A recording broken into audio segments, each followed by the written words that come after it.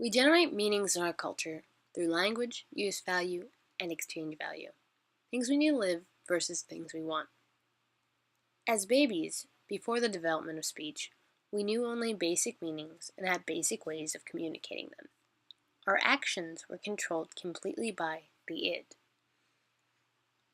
We would cry if we were hungry, hurt, or tired, and smile and laugh if we were happy.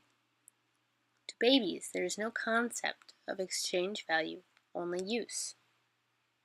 Once we get older, we enter into language, and the ego develops. We start to assign meanings to things other than what we need right then and there. We also start seeing things for their exchange value. After the ego comes the superego, where we now start to generate and learn meanings through our parents, teachers, leaders, etc. As developed human beings, we now have a grasp of meaning and connotation, but we only know what these things mean to us and our specific culture. We construct meanings in our lives over time. For example, something that as a child meant nothing to us, for instance alcohol, as an adult can mean something completely different. The same goes vice versa. Say your favorite toy as a kid meant the world to you then, but you threw it out last week because it lost its meaning or use to you as an adult. These meanings we have learned and developed while growing up are different to other cultures, our pets and child selves included. For example, this is my phone.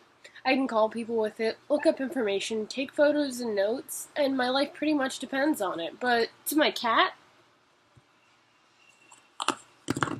he'd much rather have this pipe cleaner than anything else. There's no connotation, it does nothing for him, and it means nothing to him.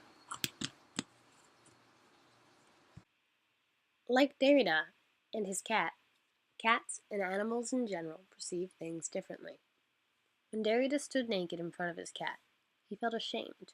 The cat, on the other hand, couldn't care less. This is because of the different meanings or connotations that we perceive. As a human, our perception of this encounter with the cat is different because we're taught to be ashamed and embarrassed of our naked bodies. Unlike the cat in this situation, who hasn't entered language and hasn't been taught that being naked is bad. So to the cat, there's nothing wrong with this situation because there's no concept of nakedness.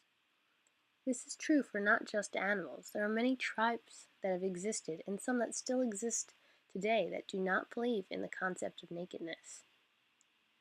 This extreme difference in meanings between two entities is what helped form this country when the settlers came to America.